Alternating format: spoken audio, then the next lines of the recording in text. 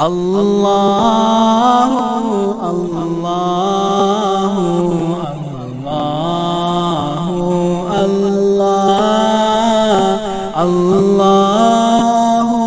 اللہ اللہ اللہ۔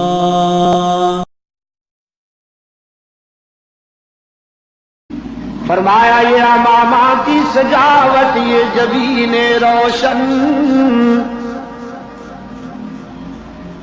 یہ قبائے عربی اور یہ نیچا دامن،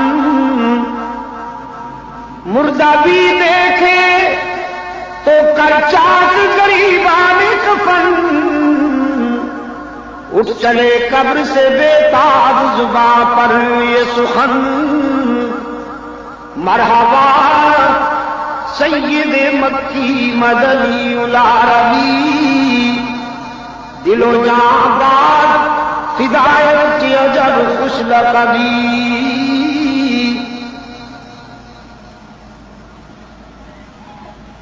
سرکار دو عالم صلی اللہ علیہ وسلم کے یہ لڑکپن کی دمکتی ہوئی ادا ہے جسے اہل نظر دیکھ کر پہچان جاتے ہیں اور جان جاتے ہیں۔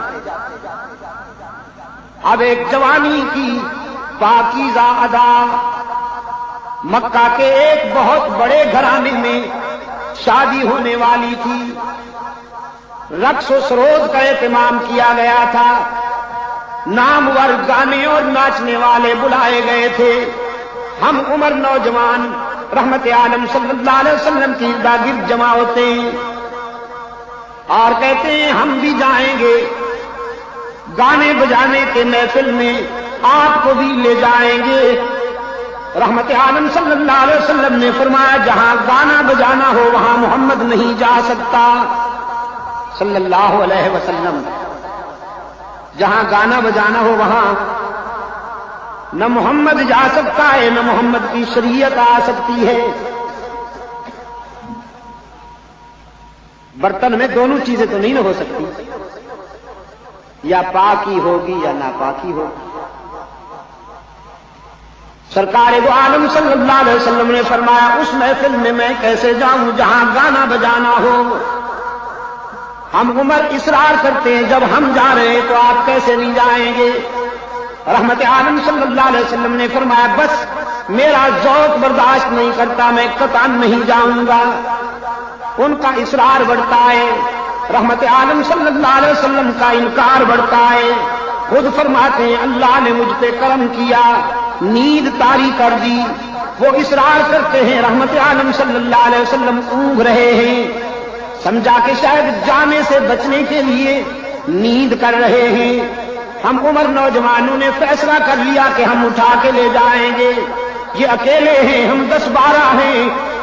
لیکن رحمت عالم صلی اللہ علیہ وسلم نے فرمایا اللہ نے مجھ پہ کرم کیا، میرا ویٹ اتنا بڑھا دیا، میرا وزن اتنا بڑھا دیا کہ سب زور لگا لگا کر تھک کے بیٹھ گئے، اٹھا کر لے جانا تو کجا مجھے ہلا بھی نہ سکے۔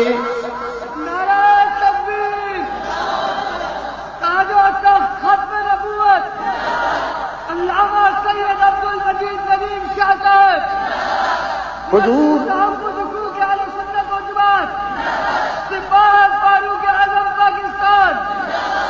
کہیے آپ میرے ساتھ، حضور کا بچپن بھی پاک، حضور کا بچپن بھی پاک، میرے آقا کا لڑکپن بھی پاک، میرے آقا کی جوانی بھی پاک۔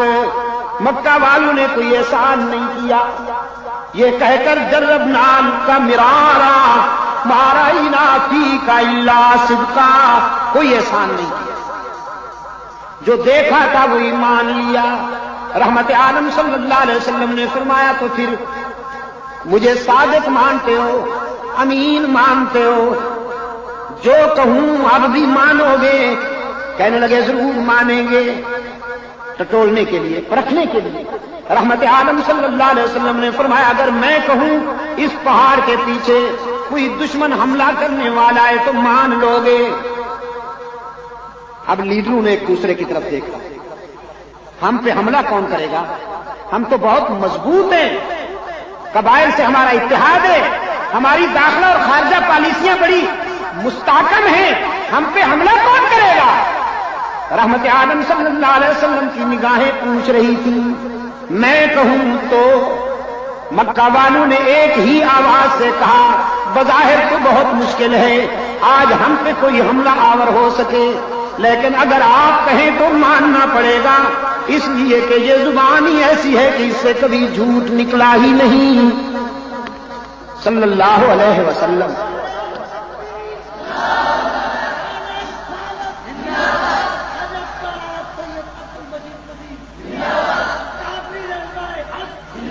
سرکار دو عالم صلی اللہ علیہ وسلم نے فرمایا، اچھی بات ہے، اگر مجھے صادق اور امین مانتے ہو تو پھر آؤ، میں بھی کہتا ہوں تم بھی کہو، قولوا لا الہ، ٹھہریے الا اللہ میں جلدی نہ کی، ذرا اللہ کا جھاڑو پھر لینے دیجیے، ذرا صفائی تو ہو جائے نا، ذرا صفائی ہو جائے۔ دودھ ڈالنے سے پہلے برتن صاف کیا کرتے ہو کہ نہیں؟ ہاں، الا اللہ کا دودھ ڈالنے سے پہلے ذرا لا کا جھاڑو پھر لینے دو، سینہ صاف تو ہو جائے نا ذرا۔ لا الہ، حضرت گنگوہی رحمت اللہ علیہ نے زندگی کے آخری لمحات میں دنیا چھوڑنے سے ذرا پہلے بڑے خاص تاثر سے فرمانے لگے، ہر تمنا دل سے رخصت ہو گئی، ہر تمنا دل سے رخصت ہو گئی، اب تو آجا اب تو خلوت ہو گئی، قولوا لا الہ، میں بھی کہتا ہوں تم بھی کہو، کوئی نہیں معبود، کوئی نہیں مسجود۔ اب شروع ہو رہی ہے وہ شاہراہ جہاں پر راستے جدا ہوتے ہیں، ایک ہی کا راستہ، دوسرا بھی کا راستہ۔ ہوس کہتی ہے بھی کو اپناؤ، ہوس کہتی ہے بھی کو اپناؤ، اور عشق کہتا ہے ہی کا نعرہ لگاؤ۔ اب آج گودرا کالونی میں بیٹھا ہوں، دیکھوں گا یہاں ہی والے کتنے ہیں، اور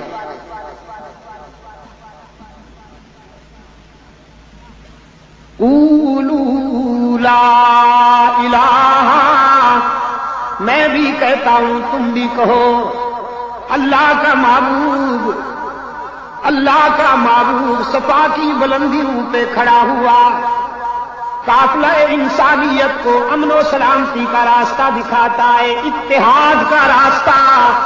لا الہ، کوئی نہیں معبود، کوئی نہیں مسجود، کوئی نہیں ہر جگہ موجود، کوئی نہیں علام الغیوب، کوئی نہیں کارساز، کوئی نہیں دستگیر، کوئی نہیں حاجت روا، کوئی نہیں مشکل کشا، کوئی نہیں عزت دینے والا، کوئی نہیں رزق دینے والا، کوئی نہیں اولاد دینے والا، کوئی نہیں سب کے بیڑے پار کرنے والا، آدم سے لے کر رحمت عالم تک اور صحابہ سے لے کر اولیاء تک، قیامت تک انسانی قافلے کی مشکل کشائی کرنے والا الا اللہ۔ مگر بھول جاتے ہو نا، مگر اللہ ہی میرے عزیز، اللہ قرآن آپ کو نماز کی ہر رکعت میں یاد دلاتا ہے، لیکن اجمی ٹھہرے نہیں، پڑھتے تو ہیں سمجھتے کم ہیں۔ ایاک نعبد وَإِيَّاكَ نَسْتَعِينُ، ہم تیری ہی عبادت کرتے ہیں، ہم تیری بھی نا، ہم تیری ہی عبادت کرتے ہیں اور کرتے رہیں گے۔ یہ گرامر کی بات ہے، مضارع میں حال بھی ہوتا ہے، استقبال بھی ہوتا ہے، پریزنٹ بھی، فیوچر بھی۔ ایاک نعبد، ہم تیری ہی عبادت کرتے ہیں۔ ادھر ادھر دائیں بائیں دیکھ کر کوئی بھی کا بیمار ناراض تو نہیں ہو رہا؟ ہم تیری ہی عبادت کرتے ہیں اور اس لیے قرآن کو کلام فطرت ہے نا، وعدہ ہی ایسا لیا کہ زندگی کے ہر مرحلے پہ یہ وعدہ ملحوظ رکھا جائے۔ یہ تو نہیں نا کہ مسجد میں تیری عبادت اور مسجد سے نکل کر جہاں جھنڈی نظر آئی وہیں سر جھکا دیا۔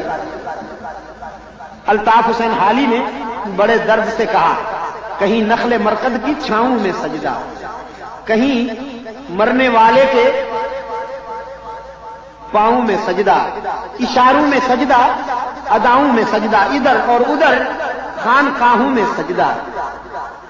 سجدہ ارشاد ہوتا ہے یہ تعظیم ہے۔ گودرا کالونی والوں، میں نے کہا نہیں، یہ تعظیم نہیں، تقسیم ہے۔ اللہ کے حق میں تقسیم ہے۔ سجدہ کس کا حق ہے؟ اللہ ہی کا۔ تم جب بندوں کا سجدہ کرو گے تو یہ تعظیم نہیں ہوگی، تقسیم ہوگی۔ اگر بندوں کی تعظیم کرنی ہے، اگر آپ کا استاد ہے تو تعظیم کیجئے، اس کا سبق یاد کیجئے۔ اگر والدین ہیں تعظیم کیجئے، ان کا حکم مانیے، ان کا دل نہ دکھائیے۔ صحابہ سے محبت اور تعظیم کرنی ہے تو ان کے نقش قدم پر چلیے، اہل بیت کے نقش قدم پر چلیے۔ حضور کی تعظیم کرنی ہے تو اطاعت کیجئے، اولیاء کرام کی تعظیم کرنی ہے تو ان کی تعلیمات پر عمل کیجئے۔ سجدہ کس کا حق ہے؟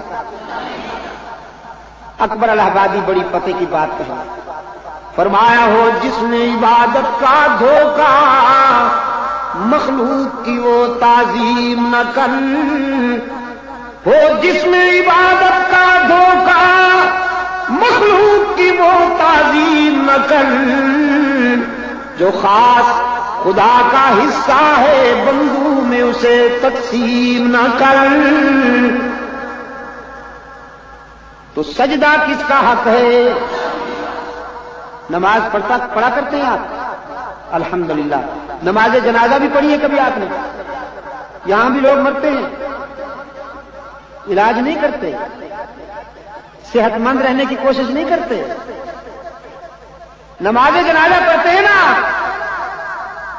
باقی نمازوں میں بھی وضو، نماز جنازہ میں بھی وضو، باقی نمازوں میں بھی کپڑے پاک ہونا ضروری، نماز جنازہ میں بھی کپڑے پاک ہونا ضروری، باقی نمازوں میں بھی روح بقبلہ ہونا ضروری، نماز جنازہ میں بھی روح بقبلہ ہونا ضروری، باقی نمازوں میں بھی اقتدا، نماز جنازہ میں بھی اقتدا، باقی نمازوں میں بھی امامت، نماز جنازہ میں بھی امامت، باقی نمازوں میں بھی تکبیریں، نماز جنازہ میں بھی تکبیریں، باقی نمازوں میں بھی سجدہ، نماز جنازہ میں بھی۔ نماز جنازہ میں سجدہ نہیں ہوتا؟ ماشاءاللہ، آپ تو مجھ سے بھی زیادہ پڑھے لکھے ہیں دوستو، آپ کو تو مجھ سے بھی زیادہ معلوم ہے دین کی باتیں، الحمدللہ۔ باقی نمازوں میں اگر سجدہ رہ جائے تو نماز نہیں ہوتی، نماز جنازہ میں اگر سجدہ ہو جائے تو نماز نہیں ہوتی۔ غور کیا کبھی آپ نے؟ ہے وہ بھی اللہ کی عبادت ہے، یہ بھی اللہ کی عبادت۔ وہاں سجدہ چھوٹ جائے تو نماز قبول نہیں، جہاں سجدہ ہو جائے تو عبادت قبول نہیں۔ اور کیا کبھی آپ نے؟ فلسفہ یہ ہے دوستو، جب آپ دوسری نمازیں پڑھتے ہیں تو آپ کے سامنے اللہ کے سوا کوئی نہیں ہوتا۔ حکم ہے نمازی کے آگے نہ گزرو کہ اس کا لنک ڈسٹرب ہوگا، اس کے رابطے میں خلل ہوگا، اس کے آگے گزرنا بھی نہیں چاہیے۔ آپ فرائض پڑھ رہے ہوں، واجبات پڑھ رہے ہوں، سنتیں پڑھ رہے ہوں یا مستحبات و نوافل پڑھ رہے ہوں، جب آپ باقی نمازیں پڑھتے ہیں تو آپ کے سامنے اللہ کے سوا کسی کا تصور نہیں ہوتا، لیکن جب آپ نماز جنازہ کے لیے کھڑے ہوتے ہیں تو بیٹے کے آگے باپ کی میت، رعایا کے آگے حاکم کی میت، مرید کے آگے شیخ کی میت، چھوٹے کے آگے بڑے کی میت، اولاد کے آگے والدین کی میت، شاگرد کے آگے استاد کی میت۔ یہاں اللہ نے فرمایا وضو بھی بناؤ، کپڑے بھی پاک پہن کر آؤ، نیت بھی کرو، قبلہ رخ ہو کر کھڑے ہو جاؤ، قیام بھی کرو، تکبیر بھی کہو، اقتدا بھی کرو، امامت بھی کرو، لیکن سجدہ نہیں کرنے دوں گا، اس لیے کہ اگر یہاں تم جھک جاؤ تو تمہارے آگے شیخ کی، استاد کی، باپ کی، حاکم کی میت پڑی ہوگی، سامنے سے کوئی یہودی گزرے، سامنے سے کوئی عیسائی گزرے، سامنے سے کوئی ہندو گزرے، کوئی غیر مسلم گزرے، وہ تمہیں میت کے آگے جھکا ہوا دیکھے تو کہیں خیال کرے کہ مسلمان اللہ کا سجدہ بھی کرتے ہیں، باپ کے سامنے بھی جھکتے ہیں، استاد کے سامنے بھی جھکتے ہیں، شیخ کے سامنے بھی جھکتے ہیں، اپنے حاکم کے آگے بھی جھکتے ہیں، زندگی میں نہیں جھکتے تو کم از کم موت کے بعد دفن کرنے سے پہلے اس کا سجدہ ضرور کر لیتے ہیں۔ تشبیہ آتی تھی، تشبہ آتا تھا۔ رب العالمین نے فرمایا میں اپنی عبادت میں سے ایک اہم رکن بجلا کر دوں گا۔ اللہ اللہ اللہ اللہ